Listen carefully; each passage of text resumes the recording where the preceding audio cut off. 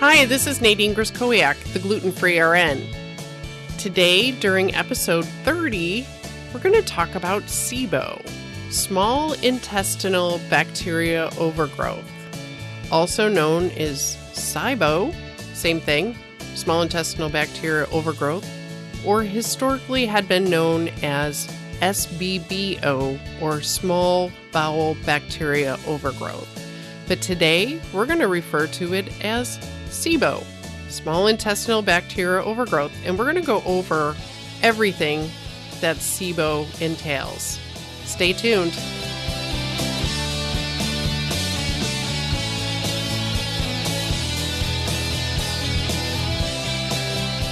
Hi, this is Nadine Griskowiak, and welcome back to episode 30 of the Gluten Free RN podcast. Today, we're going to talk about SIBO, small intestinal bacterial overgrowth, and why it's so important for people with non-celiac gluten sensitivity and celiac disease proper, but also a few other medical issues. And overwhelmingly, we're finding that a lot of people actually have SIBO or the symptoms of SIBO because of food we ingest or medications we take.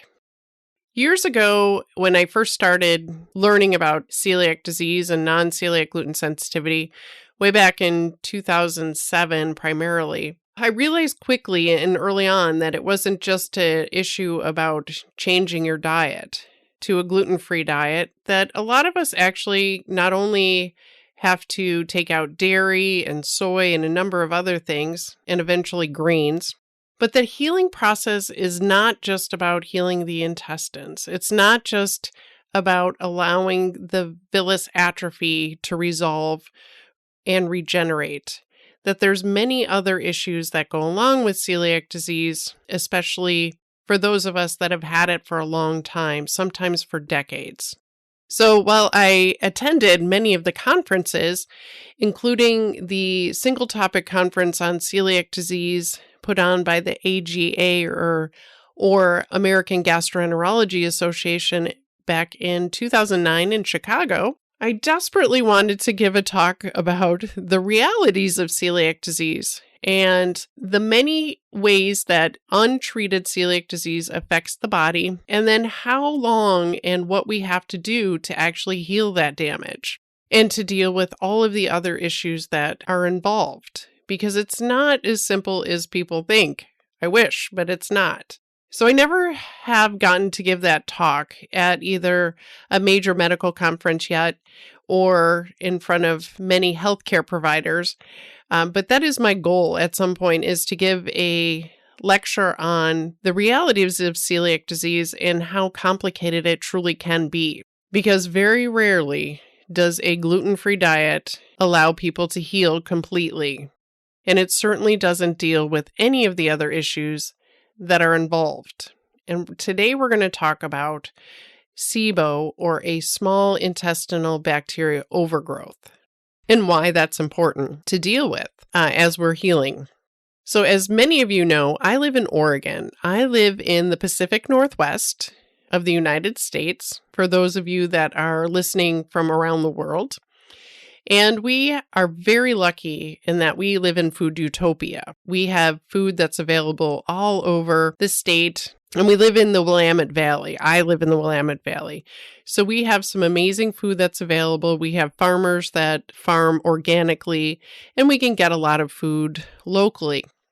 We also are lucky in that we have the National University of Naturopathic Medicine in Portland, Oregon, also known as NUNM. And every year for the last several years, they've put on a conference entitled SIBO, or SIBO, to address some of the issues that SIBO causes and how to treat it. So we're really lucky here in the Pacific Northwest that we do have many very well-educated naturopaths and other practitioners that are educated in functional medicine or integrative medicine. So over the first week in June, I attended the SIBO conference at NUNM, very lucky and surrounded by people that were highly educated in SIBO, small intestinal bacterial overgrowth, and got to hear several speakers that are world renowned in this topic. I've been talking about SIBO for about 10 years, ever since I learned about celiac disease and started to get educated about it. And prior to that, I had no idea what SIBO meant. I really didn't know that there was a issue with small intestinal bacterial overgrowth, but I definitely can see why it would be an issue and how it could get overlooked by so many practitioners. So we were lucky at the SIBO conference to hear Dr. Pimental talk about IBS and how it's very expensive for worldwide to treat IBS, and you have to exclude everything else. And IBS, which is irritable bowel syndrome, is sort of one of those garbage pail diagnoses. And what does that mean? What is irritating the bowel? And we really do have to address that question. So for some of us, the obvious answer is gluten. We have to take that out. There might be other environmental factors that are irritating the bowel, typically things that we're eating or drinking. So it's very important to actually address what is irritating the bowel. That's the easy question, and sometimes there's an easy answer, but not always. And we used to think that stress caused irritable bowel syndrome, but what multiple studies have shown is that it's typically a food poisoning, and food poisoning is associated with IBS. So there's some event of food poisoning which then triggers people to have irritable bowel syndrome. So what does that food poisoning provide or change in the environment in the intestines that would then allow that IBS or irritable bowel syndrome to take hold? Well, there's a few things. We have bad bacteria that are moving in, sometimes pushing out good bacteria, a change in the environment in the intestines, and then some people will actually take antibiotics for that food poisoning or for that bacterial infection. And those antibiotics definitely have been known to change the microbiome in the intestines. So this is a somewhat complicated topic because most people that have celiac disease or non-celiac gluten sensitivity or have ever taken any PPIs or H2 blockers, which will change the acidity of the stomach acid. Normally, our stomach acid should be very acidic. It's hydrochloric acid, and it should be very acidic, between a pH of 1 to 2. But because of these medications, it changes the pH of our stomach acid. And when we do that, when we raise the stomach acid to a pH that is higher than 1 to 2, then bacteria don't get killed, parasites don't get killed, and very many other things can then get through our stomach acid into the small intestine. Things that normally should be taken care of and not allowed into the small intestine or into the bowel.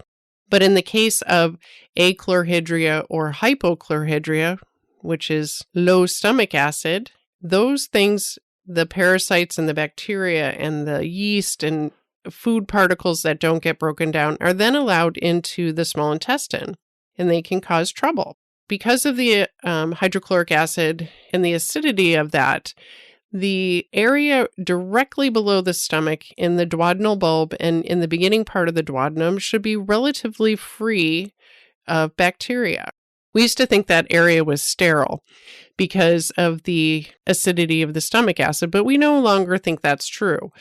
If you go to Yellowstone Park, you will see different colors of bacteria that can live in the heat of different water and the pH of different water. So our bowels are the same. There are bacteria that will live in a highly acidic environment. They have a very specific role in our intestines, in our digestion, and in our health. So when we change the pH of the stomach acid, it changes the environment in the duodenal bulb and in the duodenum, and thereby in the small intestine itself.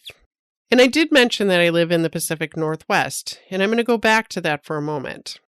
Because people with celiac disease lose their villi. We don't lose them. They actually get blunted or atrophied. They shrink, they shorten, and that tissue gets really edematous, which means it gets fluid filled, much like a sponge. There's a few things that happen with that. For one, it's a damaged immune system. Two, there's inflammation.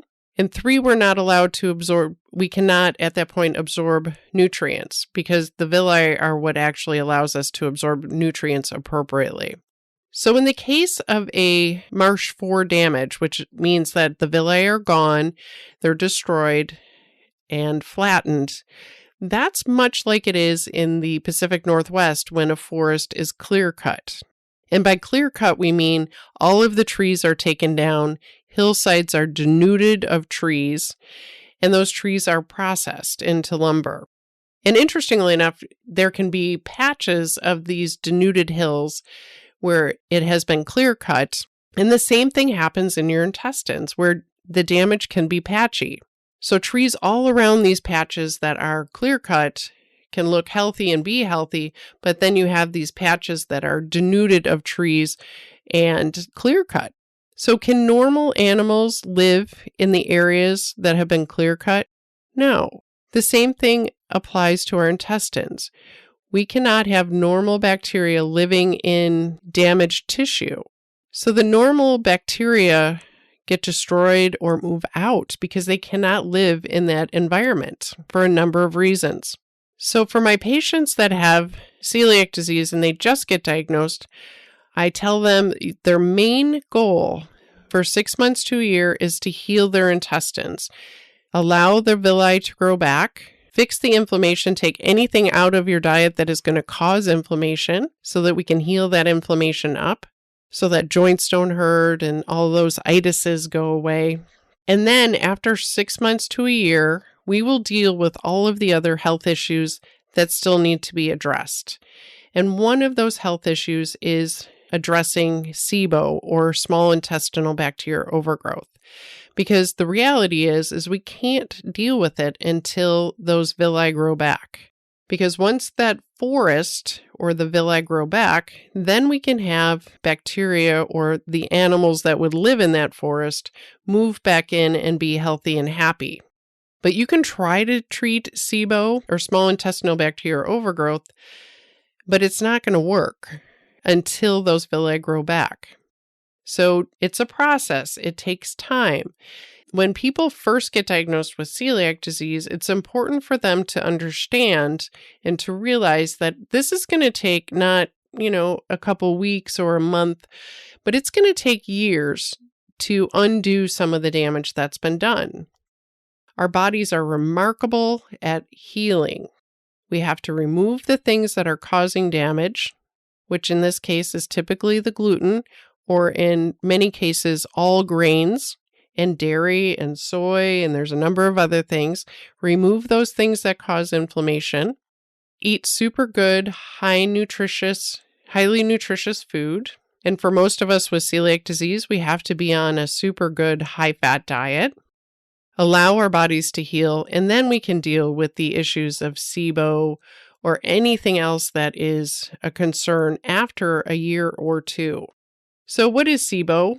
How do we find that? How do we know if people have that? Sometimes it's by symptoms. They may have gas and bloating and abdominal pain, diarrhea, many different symptoms associated with the GI tract. They may get bloated after they eat certain things. And in order to test for SIBO, most practitioners will do a SIBO breath test. And that entails drinking a sugary drink, usually lactulose or fructulose, and then after a certain period of time, breathing that air into a tube. And what the breath test is testing for are two main gases, hydrogen and methane. So hydrogen sulfide is typically associated with diarrhea, and methane is connected to constipation. So it's a good tool, but it is a snapshot of what is happening in your intestines. Typically, we don't send tubes down into your small intestines to gather bacteria at this point. To my knowledge, there's nobody doing that. There's no labs that are actually doing endoscopies for small intestinal bacterial overgrowth. But your practitioner, whether it's a naturopath or an MD or functional medicine, integrative medicine practitioner, can use that information to decide how to treat you. For some patients, the drug rifaximin is used, and it is an antibiotic. It is not a systemic antibiotic, and it's not absorbed into your body. It works in the intestine only. It is kind of known as the first microbiome drug. It's not really an antibiotic that will treat anything else. Rifaximin is expensive, and some insurances still won't cover it, which is amazing because it is the only thing pharmaceutical-wise that will treat SIBO. And the naturopaths are very skilled at treating SIBO with herbs such as allicin, which is a derivative of garlic, neem, oregano, and several other antibacterial herbals. The other thing that's coming up is that people are treating themselves or getting treated with fecal microbial transplants. We'll talk about that much later because that's one of my favorite topics. But you never want to do a fecal microbial transplant with a NG tube or anything less than a triple encapsulated tablet or capsule, because you want that pill to actually stay intact until it reaches the colon or at least the lower small bowel, closer to the ileum. You don't want it to open up in the small intestine, because that's how some people get small intestinal bacterial overgrowth, is that they are given fecal microbial transplants incorrectly. So the interesting thing about the methane, small intestinal bacterial overgrowth, is that you tend to be more obese. For some people that are obese, we find that they have methane-producing bacteria that are associated with their small intestinal bacterial overgrowth, and they tend to have more constipation. So it's very important that we actually identify these people and treat them appropriately. But of course, in order to treat SIBO, the small intestinal bacterial overgrowth, you have to deal with the underlying cause. What caused it in the first place? Is it undiagnosed celiac disease? We have to find those people and identify them. Is it a drug that caused the small intestinal bacterial overgrowth? We have to make sure that we identify what has actually been the trigger for the bacteria to grow in the small intestine. I mentioned some of the herbals that the naturopaths used, and they frequently use some type of berberine, allicin, again, that's a garlic derivative, neem, and oregano oil, but it depends on the practitioner and what they're actually treating. So I highly recommend that you work with someone that knows what they're doing.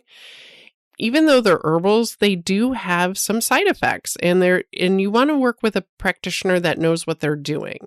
Really try to find someone in your area that knows about functional medicine or integrative medicine. And I frequently refer people to a website called primaldocs.com, which is primaldocs.com.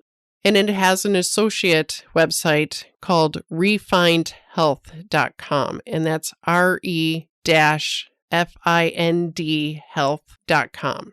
So do look for a practitioner that knows about SIBO, knows how to help you, and can help you deal with these issues of small intestinal bacterial overgrowth, because they do have to be addressed.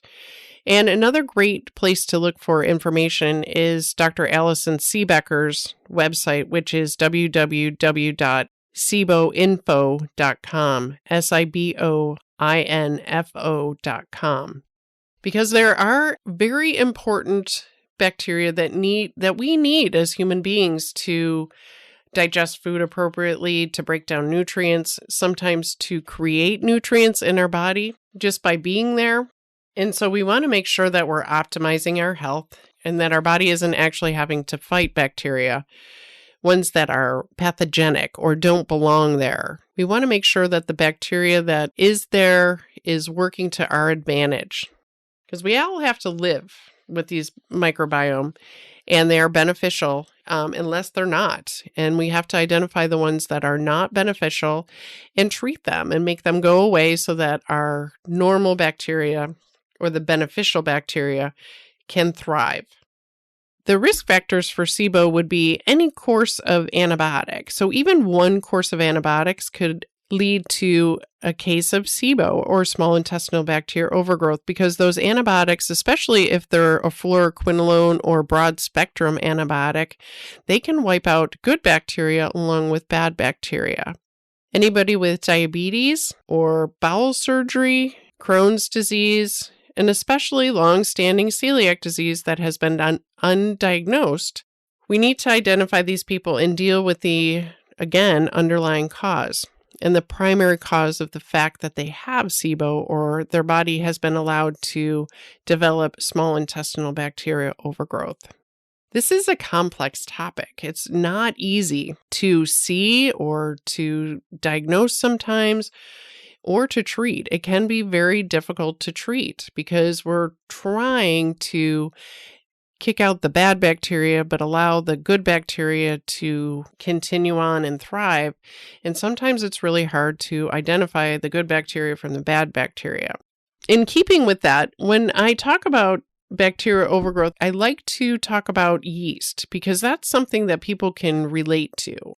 When people have a yeast overgrowth, which, by the way, is most people with non-celiac gluten sensitivity or celiac disease proper, or the people that have taken multiple doses of antibiotics, or people that are immunocompromised will have an overgrowth of yeast.